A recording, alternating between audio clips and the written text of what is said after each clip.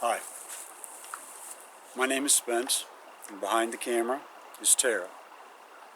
We are both licensed non-denominational ministers and co-founders of Universal Divinity.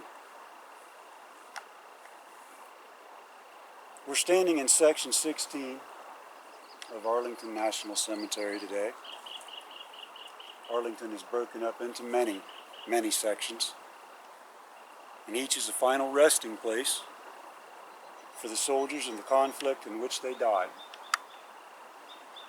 Each of these sections also has a memorial to honor those soldiers and to forever commemorate that they sacrificed all. This is the Confederate section of Arlington, and the monument commissioned to honor the soldiers who rest in its shade. 4 soldiers of the CSA are interred here.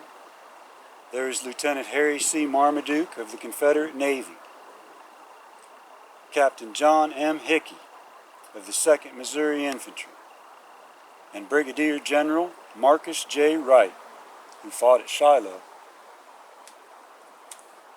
At his own request, the monument's designer, Moses Ezekiel, rests with his fellow Confederate soldiers at the base of the monument.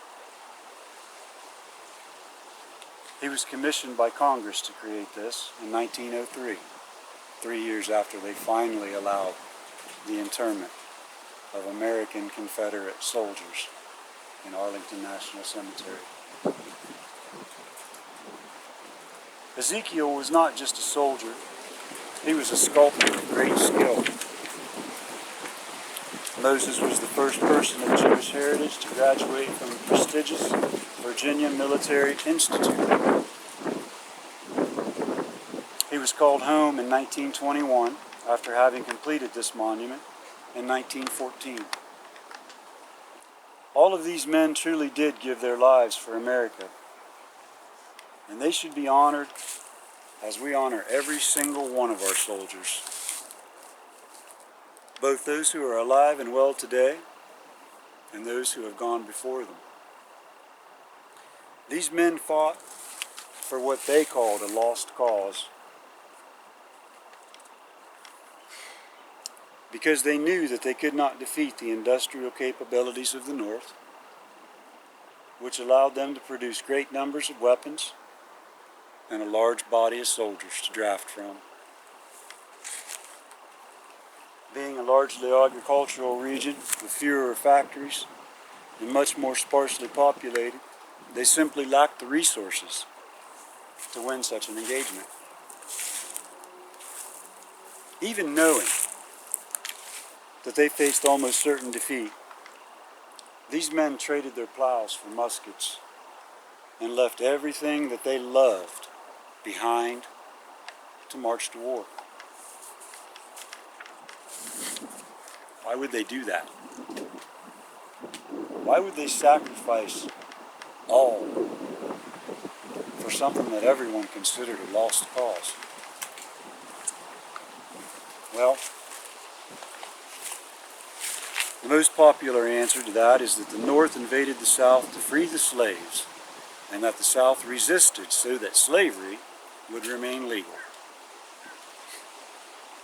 That is a wildly oversimplified answer, and it is the very worst sort of half-truth, because it's dangerous, it's intentionally divisive, and it's still strongly maintained and pushed by those who are in power. They are power seekers, and they like to see us divided, distracted, in disharmony. If we're at each other's throats, it keeps our attention from their doings. The real and more complicated truth is that the Civil War was primarily fought to prevent the establishment of a strong central federal government by a group of power-hungry northern states who would have the authority to usurp powers that were promised to individual states by the U.S. Constitution. It was not a war over slavery.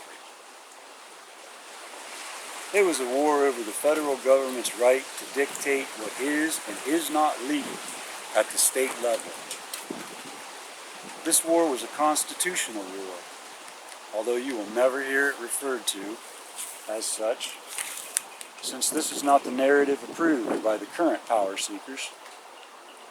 If you attempt to reveal this truth, you'll be viciously attacked, discredited, possibly prosecuted by the newly weaponized justice system. Yet none of these things are a deterrent to the truth as far as I'm concerned. The truth is more important than any of that. Persecute, prosecute, as you will. In no way should anyone anywhere misconstrue that anything that I have said as being in support of slavery, because it certainly is not. As a universal divinity minister, I believe that divinity resides within each and every living thing on this earth, and that free will and freedom to evolve is a divine right that no person has the authority to deny another. Slavery is evil. It places the advancement of a civilization before the dignity and needs of an individual. This behavior is unbalanced, and it's been engaged in by leaders of every civilization since the rise of Mesopotamia and Samaria. Empires are largely built from the blood and misery of slaves, yet all are still looked back upon and hailed as having been empires. The practice of slavery is unchecked severity and cruelty. It lacks all mercy, empathy, and compassion, and I condemn the practice of slavery and the power seekers who put it into practice in the first place. Rather than an excuse, what I offer, what I hope for, is that we can finally put an end to the Civil War. Slavery was allowed to happen, and there is no excuse for that. Not in any nation, in any time, under any conditions. That's not why we're here. We're here because the war is over, and we, as Americans, we need to stop fighting it. We need to stop fighting each other. That's what we're doing every time we remove or rewrite a piece of history. Every time we tear down a lovingly created monument.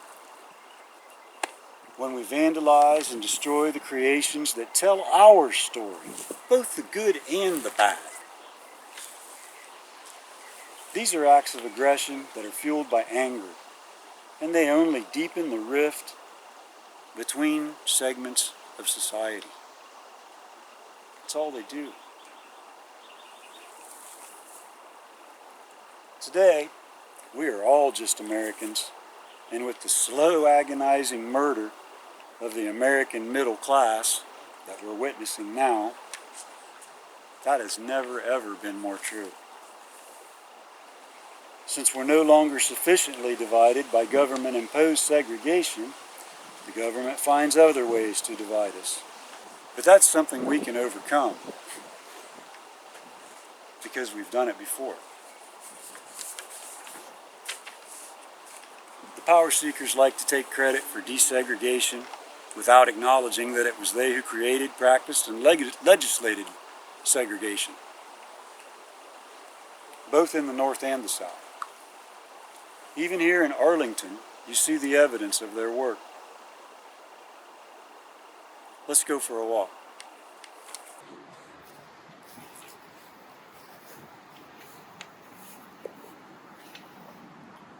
Here's why we took a walk. Arlington National Park Cemetery, Section 27.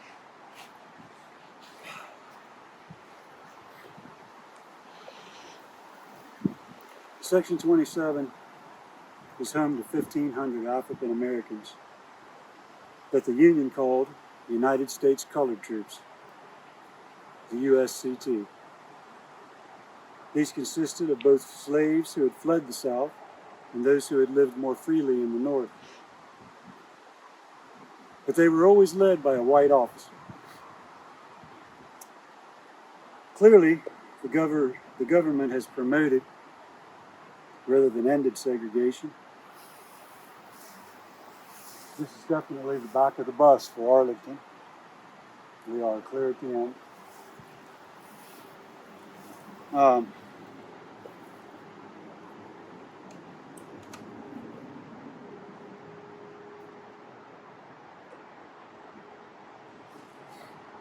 I believe that this was intended to be malicious, that it was segregationist, and that it was wrong. It was just wrong. But more importantly, what I think in my heart is that despite of that intended malice by a government that was unappreciative, uncaring, unwelcoming, that these individuals, they're going to rest just fine together. The USCT is going to rest peacefully in its own company. And for the people over there in the big city that don't respect it, I want to say as a soldier, among all of these other soldiers, that they're welcome. And they fought and they gave all. There's nothing more that you can ask.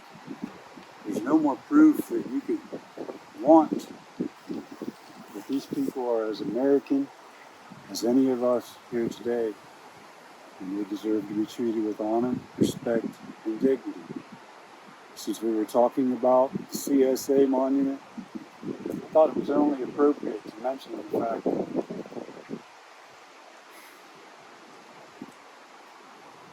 everyone involved in that conflict lost. Everyone involved in that conflict lost. The North lost, the South lost, and the central government became powerful. They did exactly what they wanted by using propaganda, by taking the soft spots in our hearts, because we really do care. But they said, oh, let's end slavery. But what they really ended was freedom for everyone. Not only did Black Americans not get their freedom that day, but the rest of us lost ours.